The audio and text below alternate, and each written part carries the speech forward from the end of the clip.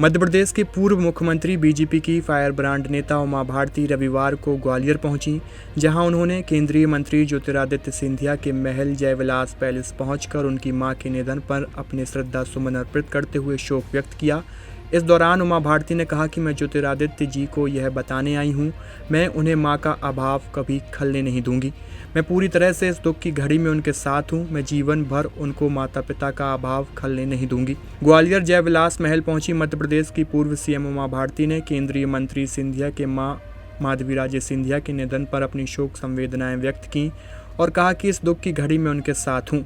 लोकसभा चुनाव में राहुल गांधी, अखिलेश यादव और अरविंद केजरीवाल के इलेक्शन कैंपेन करने पर सवाल खड़े करते हुए पूर्व सीएम उमा भारती ने कहा कि इन लोगों ने कभी उन मुद्दों को उठाया ही नहीं जिन पर मोदी जी खड़े हुए हैं।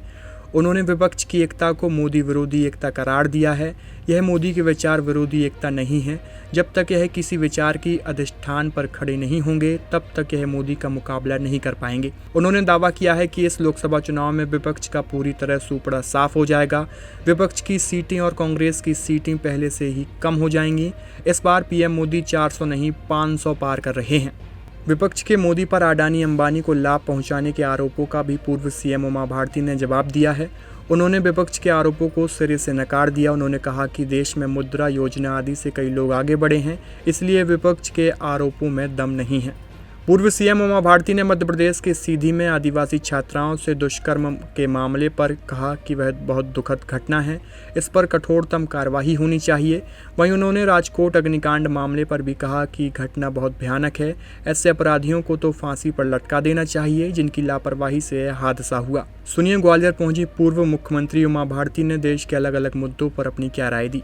माता जी राजमाता जी के लिए कि यहाँ पर श्रद्धांजलि अर्पित करने के लिए आई और ज्योतिरादित्य जी को उनको बताने के लिए आई कि मैं उनको माँ का अभाव कभी खलने नहीं दूंगी। मैं पूरी तरह से इस घड़ी में उनके साथ हूँ और पूरे जीवन भर उनको माता पिता का अभाव नहीं खलने दूंगी। मैं ज्योतिरादित्य जी में बहुत बड़ा भविष्य देखती हूँ और उनको अमित शाह जी ने बहुत अच्छा किया कि उनको भारतीय जनता पार्टी में ले आए। ये राजमाता साहब की इच्छा थी माधवराव सिंधिया जी भारतीय जनसंघ में आ जावे, उसके बाद भारतीय जनता पार्टी में आ जावे। वो नहीं हो पाया, लेकिन अमित शाह जी ने वो इच्छा पूरी की। और मैं तो वैसे भी ज्योतिरादित्य जी के प्रति बहुत ज़्यादा पुत्रवत अपना बेटा मानती हूँ, उनके प्रति स्नेह रखती हूँ, इसलिए इस घड़ी में मैं उस परिवार के साथ बैठने के लिए आई। दीदी, एक और बात है कि इलेक्शन का लास्ट चरण रह गया है, क्या लग रहा है अभी सिनेरियो आपको? क्योंकि राहुल गांधी, अखिलेश यादव, ये प्रियंका गांधी, अरविंद केजरीवाल भी मोर्चा खोले हुए हैं, लगातार दावे कर रहे हैं। इन्होंने उन मुद्दों को उठाया ही नहीं है जिन पर मोदी खड़े हैं। ये मोदी विरोधी एकता है, ये मोदी की विचार विरोधी एकता नहीं है। जब तक ये किसी विचार के अधिष्ठान पर खड़े नहीं होंगे तब तक ये मोदी का मुकाबला नहीं कर पाएंगे। और इसलिए मुझे तो लगता है कि इस चुनाव में विपक्ष का सूपड़ा पूरी तरह से साफ हो जाएगा और विपक्ष की सीटें और कांग्रेस की सीटें पहले से भी कम हो जाएंगी और मोदी 400 पार नहीं 500 पार होंगे। राहुल गांधी का कहना है कि 22 जो परिवार हैं अडानी अंबानी से केवल उन्हीं को लाभ पहुँचाया है। उनके कहने से कुछ नहीं होता। इस देश में छोटे से लेकर बड़े तक कितने लोगों ने तरक्की की है, तो निश्चित रूप से उस तरक्की में भारत में जो व्यावसायिक प्रगति हुई है उसका योगदान है। कितने स्टार्टअप खड़े हुए हैं, मुद्रा योजना से कितने लोगों ने लाभ उठाया है, कितने लोगों ने लाभ उठाए हैं और वो आगे बढ़े हैं। ऐसा कोई व्यक्ति को फेवर किया गया ऐसा नहीं है। मध्य प्रदेश के सीधी में बड़ी घटना हुई है। राजकोट के सीधी के अंदर घटना हुई है, आदिवासी बच्चियों के साथ दुष्कर्म की बात, 7 बच्चियों के साथ आवाज़। कब की बात आई है?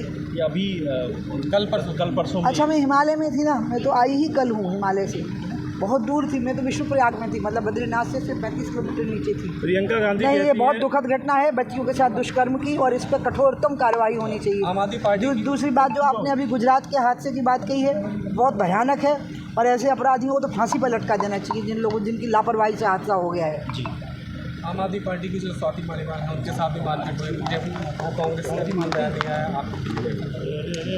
भारतीय जनता पार्टी ने शुरू से ही इस बात की निंदा की है। हमारे यहाँ महिलाओं का बहुत सम्मान होता है।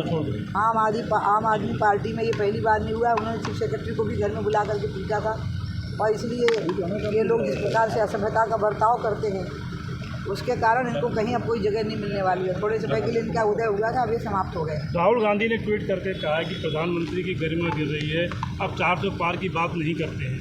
प्रधानमंत्री के प्रति उनके मन में ईर्ष्या है ईर्ष्या और द्वेष के आधार पर आप कोई भी राजनीतिक समूह का गठन करोगे वो नष्ट हो जाएगा, भस्मीभूत हो जाता है। इंडी गठबंधन तो ये भी कह रहा है कि इस बार प्रधानमंत्री मोदी नहीं बनेंगे। उनके कहने से क्या हो जाता है?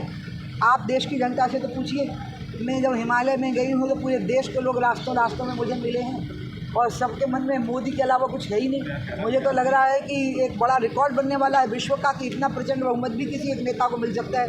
ये हिमालय में विभिन्न राज्यों के यात्री मुझे मिले और उन्होंने मेरे साथ सेल्फी ली, फ़ोटो खिंचवाए और उन्होंने मेरे को कहा कि हम मोदी के अलावा किसी के बारे में सोच भी नहीं सकते। स्वाति मलिवाल के साथ जो हुआ है और मैंने बोल दिया। दीदी एक और आखिरी सवाल है, पीएम कैंडिडेट को लेकर जो इंडी गठबंधन है उसमें कोई फेस नहीं है और उन्होंने जब खड़गे साहब से ये सवाल पूछा गया तो उन्होंने कहा ये तो ऐसा सवाल है जैसे कौन बनेगा करोड़पति जैसा। भैया उनके यहाँ पर तो कुछ भी नहीं है, वो तो मोदी को गाली देना ही उनका भाषण का पूरा सा। जब से भारत आज़ाद हुआ है तब से जितनी गालियाँ मोदी को दी गई हैं ना उतनी कभी किसी को नहीं दी गई और गालियाँ देना किसी राजनीतिक समूह के गठन का कारण नहीं हो सकता।